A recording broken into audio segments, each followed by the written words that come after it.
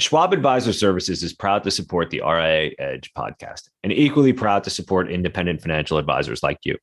In a challenging year, how did 68% of firms surveyed in Schwab's RIA benchmarking study meet or exceed their new client goals? By following key success factors such as leveraging new technology, adapting strategies to win new business, and stay connected with their clients, while also attracting and developing the right talent. The Schwab RIA benchmarking study is just one of many ways they provide you with the insights and resources needed to succeed and grow. Get the full picture at advisorservices.schwab.com.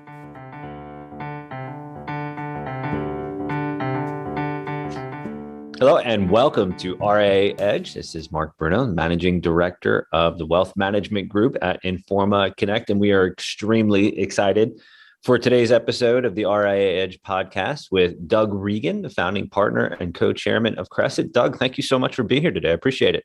Mark, I'm really glad to be here. I enjoy what you all are doing at Informa, and I listen and I get educated by it. So I'm thrilled to be in such good company. And thank you for saying that. And we're really looking forward to learning a little bit more about Cressit here today and learning a lot more about some of the fantastic growth that you've all enjoyed over the last several years.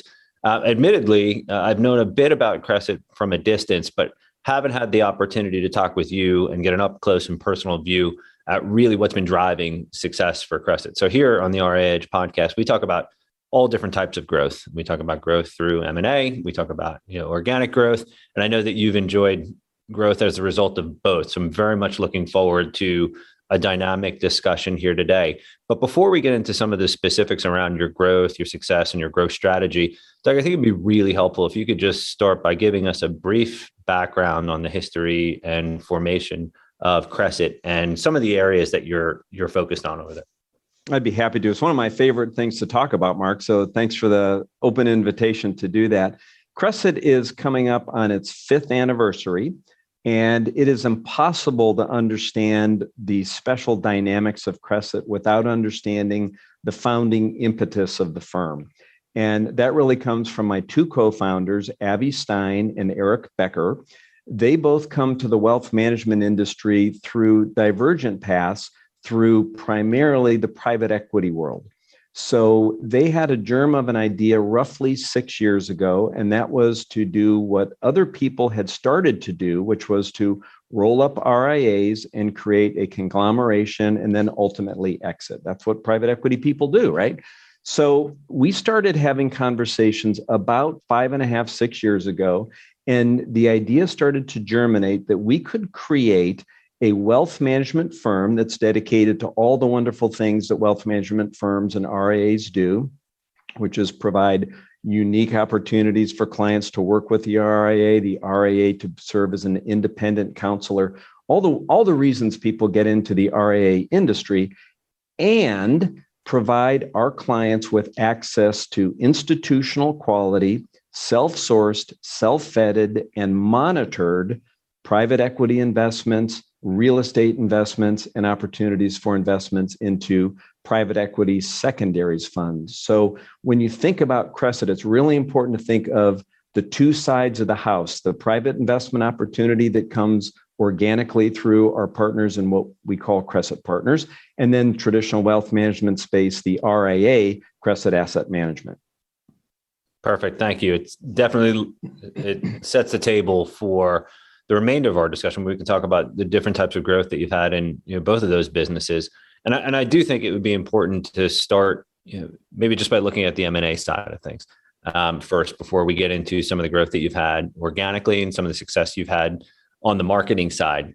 On the RIA Edge podcast, we've talked to a lot of the largest and a lot of the most active acquirers over the last several years in the wealth management space.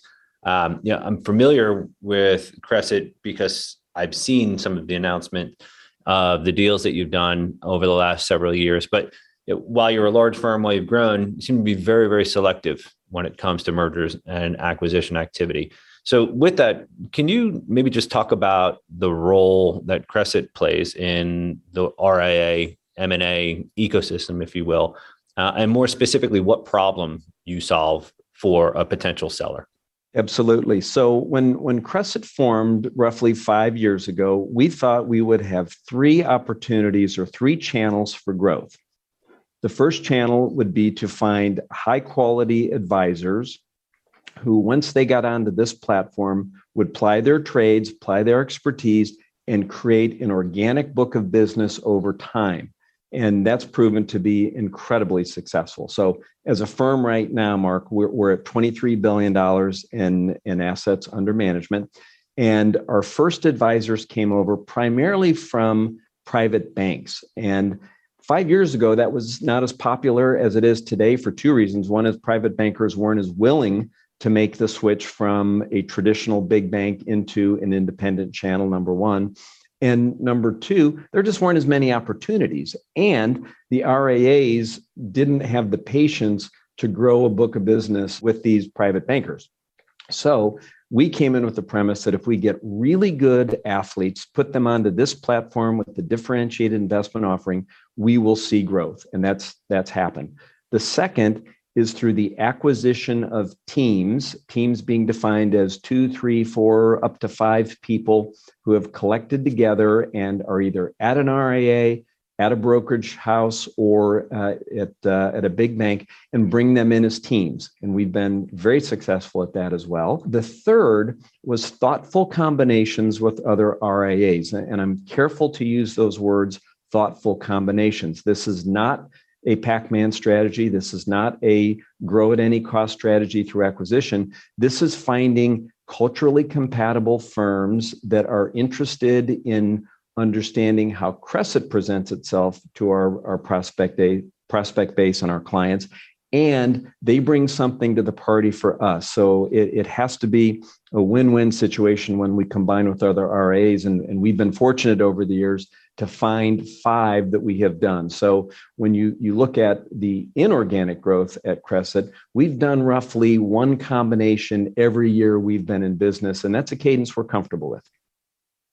Excellent. And when you look at the RIA side, the acquisitions that you've done and the 5 that you've done over the last several years, I am curious to maybe just go a little bit deeper on some of the things that you're looking for when people use the term acquisition target all the time. I prefer to just sort of look at it as partner, right?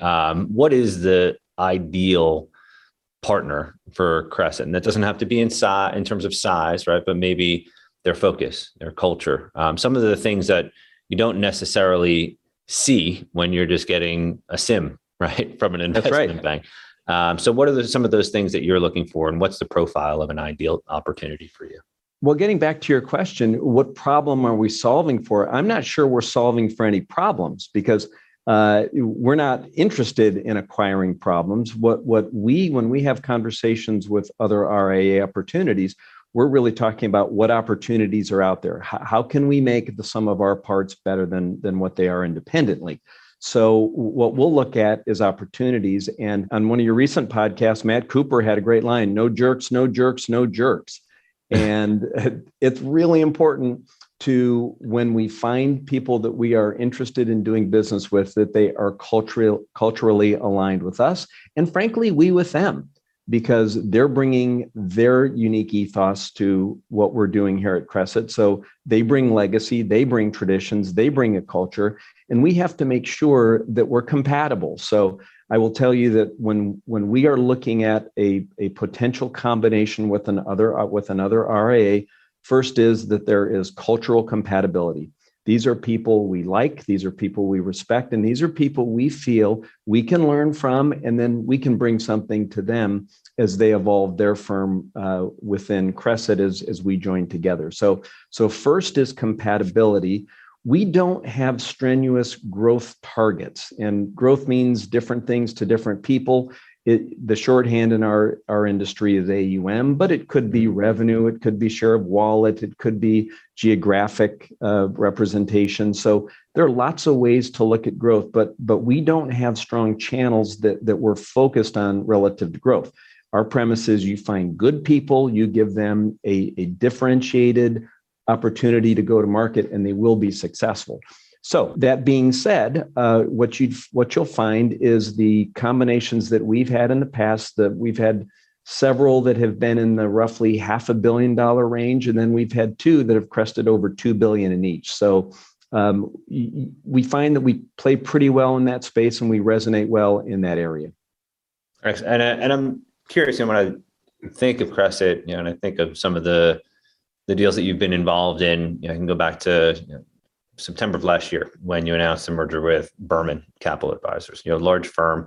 Very often on the wealth management team here, we'll cover when one firm like Cressit acquires another well-known firm like Berman, but we don't come back to it 6 months later or a year later to say, how is it going? So not necessarily looking for specific commentary on that deal, but I am curious, when you look at the 5 acquisitions that you have done, where and how have you actually been able to create new growth and synergy value with some of your partners?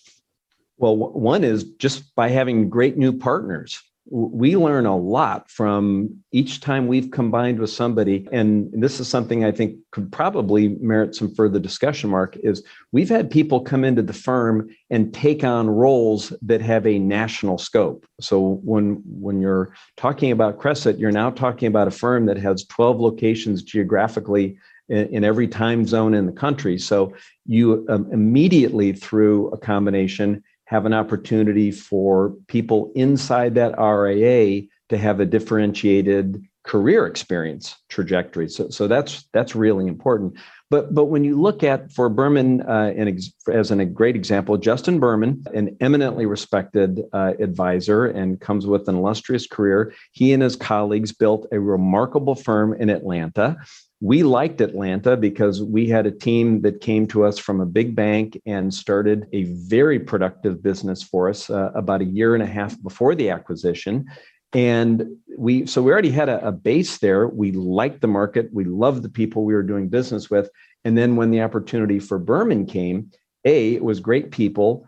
B, it's in a wonderful market. And C, they brought a differentiated outlook toward private investments in a broader offering. So, for example, Cressit has self-sourced private investment opportunities. Berman has an extensive platform on publicly available private investment opportunities and unique managers that we did not have access to. So what we liked about Berman in particular, given all the other things I mentioned, is they had a great offering on the private side, which augmented what our clients are getting through the Cressit experience.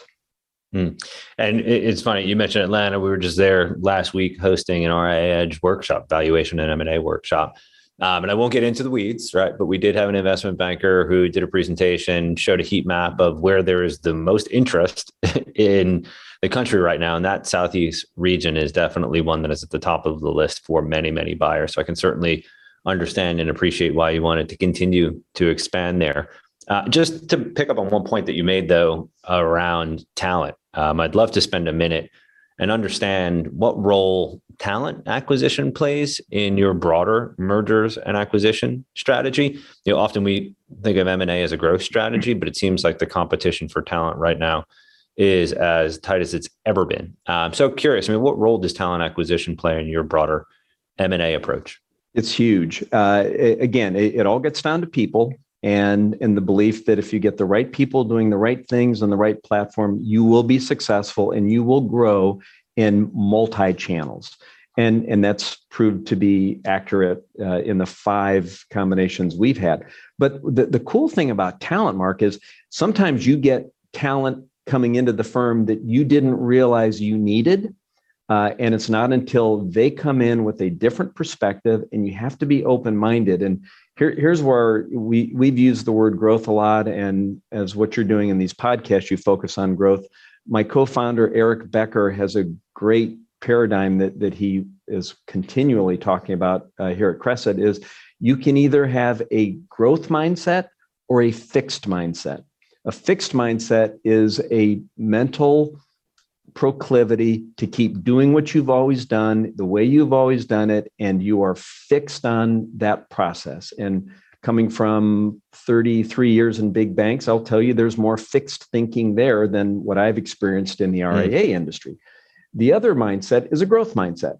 And the growth mindset is exactly what that implies. It's let's experiment, let's see what's out there, let's see what works. If it doesn't work, we'll pivot and we'll do something different.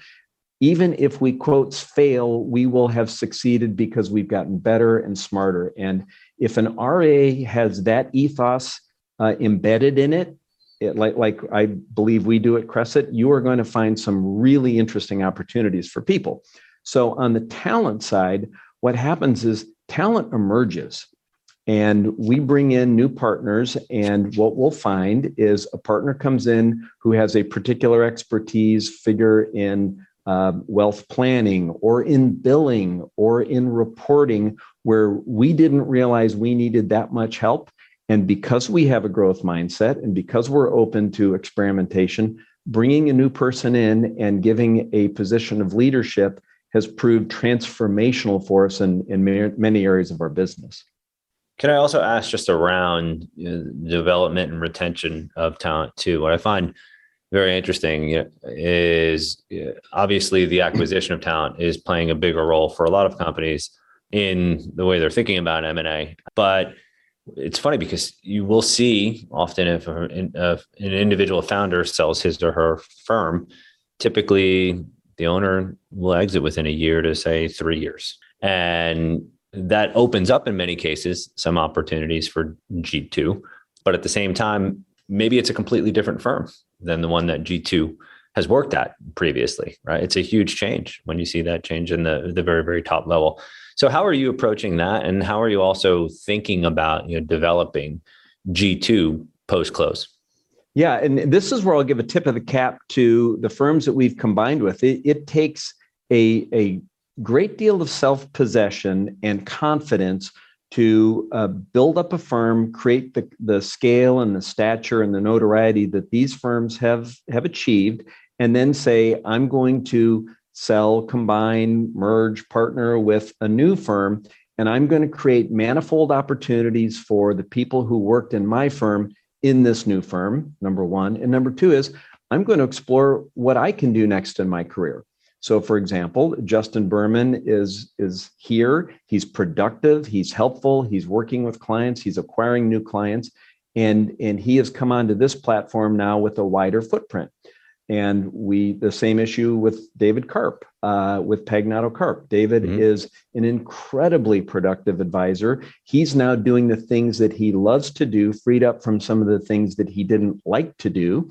Paul Pagnato, one of his co-founder, is still engaged in the firm broadly, but has focused his unique energies in lots of different areas around transparency and transforming the entire industry. So there are lots of journeys for people who are selling into the RIA space. And I just want to acknowledge that there's a real growth mindset for a lot of the founders.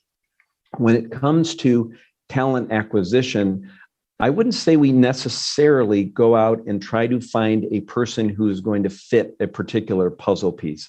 Those emerge over time, and those emerge when the platform gets bigger and the needs get more acute. And the old saying is people step up when they need to step up. And we've been really happy with what we've seen when the people have come on and seen the need and jumped in and made us better. Yeah, I appreciate you saying it. It's really amazing how this is a business that essentially an industry that is consists of thousands of entrepreneurs who've been very, very successful. So when you think about what that industry looks like as it evolves through M&A, especially at the top end, I think we've got a few interesting years in front of us, and I'll have to have a lot of my guests back on, right, to do the postmortem and the recap. And just shifting gears a little bit from M&A, because I know you've had some really incredible growth on the organic side, especially through marketing. Would you mind just maybe giving a brief overview, if you're comfortable sort of sharing some of your organic growth rates, and also just what's working for you? What are some of the primary contributors to your organic growth at Cressit? Yeah, I'd be happy to. So just in broad strokes, if we're round numbers, $23 billion in assets under management, roughly just under a third of those have come through combinations and acquisitions. So 1/3 of the business is inorganic and the rest is organic. And as I mentioned, we have great advisors who are doing differentiated work on a unique platform. So that's a great opportunity. Here I'll make a plug for our industry. I have found that it is increasingly important as my brothers and sisters in the RIA industry are competing in this hyper competitive marketplace. having that unique selling proposition, one that has evolved from the old days, which was saying we couldn't do great work on a big bank platform, so we wanted to get closer to our clients and start our own firm. Okay, everybody feels that way. So I feel that selling proposition has to evolve, and an RIA to be successful now has to come up with something that is differentiated and special in the marketplace. And I don't necessarily care what it is, but it can't be anymore. We just care more about our clients, and we couldn't do it on the old platform. So that's how I've seen that storyline progress. So great advisors doing great work on the platform. We've seen organic growth there. When I mentioned earlier that every combination we've stepped into, we've gotten better through that acquisition, and Pagnato Carp is a perfect example of that. So we got together with them in July of 2020, literally just as the pandemic was stepping off.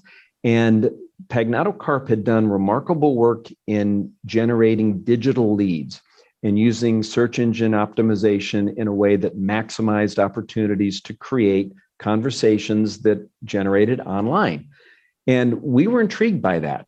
And we got together with them. We learned from them. Jess Malkin, who is our director of marketing and has become a really a digital goddess when it comes to how we're approaching that marketplace.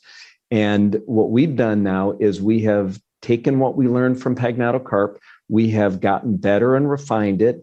And we now, last year, so round numbers, brought in $3.5 billion in new assets last year. Of those, 1/3 came through the digital platform.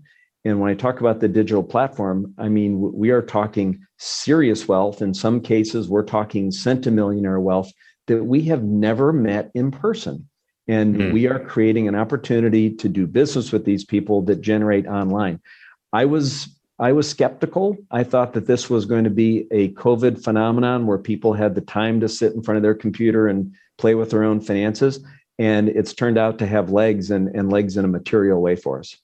That's pretty amazing. And I think I'm glad that you shared as much in the way of detail as you did around your growth and how much marketing, digital marketing has contributed to it, because you will read just about every day or every other day on our website and lots of our competitors' websites when a well-known firm acquires another well-known firm. It's something that's easy to see. It's something that lots of people have interest in, and it's something that is obviously really shaping or reshaping the RIA industry. But what you don't see is what you just described. And I don't know how many other firms in our industry can say that they've had over $1 billion in net new assets added over the last year from digital marketing. I think if there are any that can say that, I could probably count them on both hands, right? Yeah, I was hoping you'd only count them on one hand, Mark. Come on, man. I'm hedging, right? Okay, all right. I'm trying not to be wrong, but you're probably right. It really probably does come down to just a handful, a half dozen or so. And it'll be interesting to see, and I'm curious to get your take on this,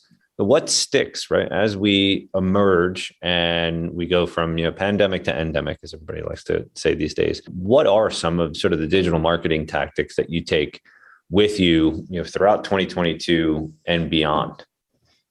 Well, we are going to get better as an industry in this area because as an industry, we are innovative. Our RIAs have come to market because they are solving for issues and they are creating new opportunities for clients. So I'm confident that we are going to get, all of us will get better. And here's where I do think that RIAs have a significant and differentiated advantage over big banks because we can be more nimble, we can be more creative, and we can present ourselves through the digital channels in ways that I don't think big banks will be comfortable with from a regulatory perspective. So I think we have a decided advantage as an industry on digital marketing. When it comes to what Cressit has done and what's particularly resonated for our new clients is we are particularly resonant with people who are well acquainted with risk takers, entrepreneurs, people who have created businesses, people who have come up with unique ideas and have put their money and their time and their talents to work into creating something new, and by definition, then creating some real wealth. So entrepreneurs like this platform. We are an entrepreneur-led firm. Avi Stein and Eric Becker, my co-founders, have started, nurtured, or sold over 150 different companies. So we are founder-led, talking to founders. And what we do is when we invite somebody to have a conversation with us, or they ask, frankly, to initiate a conversation with them, we have a founders call. That's Avi, that's Eric, that's me, that's David Karp, that's Justin Berman, people who have worked to create a firm. The first conversation is founder to founder. And what we found is that resonates particularly well with founders and entrepreneurs. Then we follow that up with the traditional RIA presentation of here's our capabilities, here's the team. There's 1, 3, 5, 6 people that you'll be dealing with, depending on the complexity of the client. That works really well for us because we're able to have a peer-to-peer conversation with our prospects and ultimately those who become our clients. Yeah, it's amazing because that just shortens the whole getting to know you stage, right? You're one of them, right? They're one of you. And I think we've always seen firms that have a clear focus, not that founders or entrepreneurs are a niche, right? But you have a well-defined client. And it just makes it easier for them to understand who you are, who you work with, and what problems you can solve for them. So congratulations on taking something that is as broad as a digital platform and figuring out how to continue to use it to personalize the delivery and the messaging behind what it is. Yeah. Well, thank you. I think about how I grew up in this industry and maybe my peer group who grew up in the industry. And that was, you'd get a referral from a center of influence. You'd go to lunch with that person. If you like that person enough, you'd go to a baseball game or you'd go to a dinner, and there would be this courtship. And that courtship would ultimately, hopefully, turn into a new client. But it was typically a protracted, multi-pronged introduction to a new client. Here, what we've learned with the digital channel is they're fishing. They are specifically looking for something we do. So if they type in best founder-led firm, or if they type in top wealth management, they type in top family office, Cressit will be at or near the top of that. They are specifically looking for a specific conversation. Then it's our job to make sure that we are resonating with that prospect when we have the conversation. So you're absolutely right, Mark. I mean, you can cut down a lot of innings of play by working through the digital channel and letting the prospect tell us what they want to talk about early days. Yeah, you're starting to give away the secret sauce there. I know. I got to be careful. Your search terms are, but no, I appreciate that. It really goes to show not only how you're thinking about it, but how closely involved and connected you are to it. So, Doug, thank you for getting very specific with us, and thank you for taking some time out just to walk through some of not just the impressive growth that you've had, but really the thought and consideration that goes into driving all of it. We're definitely looking forward to seeing what the remainder of 2022 has in store for Cressit. So thank you so much for being here. Appreciate it. Thank you. I appreciate being with you, and I appreciate all you do for the industry. We as an industry, the RIA industry, is doing a lot of great work for clients, and you help us all get better. And I sure appreciate the opportunity to talk about something I love, Cressit. And what you just said sort of sums up the RIA Edge podcast in a nutshell, right? As competitive as people in the industry can be, it's ultimately not all that competitive, right? There are a lot of people who are very altruistic and want to share ideas, right? To help make each other better at what you do. So Doug, thank you so much for taking the time to stop by the RIA Edge podcast here today. And thank you to our audience for tuning in for another episode of the RIA Edge podcast. You can tune in for a new episode every other Tuesday, launching on wealthmanagement.com, Apple Podcasts, and Spotify, or wherever you like to get your favorite podcast. So again, on behalf of the RIA Edge podcast, Mark Bruno, Managing Director of the Wealth Management Group at Informa, thank you very much for joining us.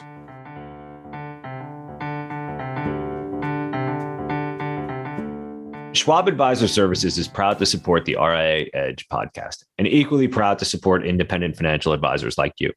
In a challenging year, how did 68% of firms surveyed in Schwab's RIA benchmarking study meet or exceed their new client goals?